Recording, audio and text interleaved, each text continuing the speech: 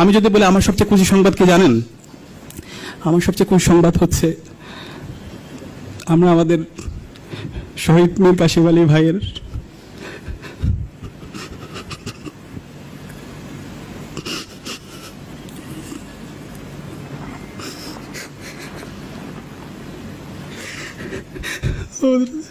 আরমান ভাইকে ফিরে পেয়েছি।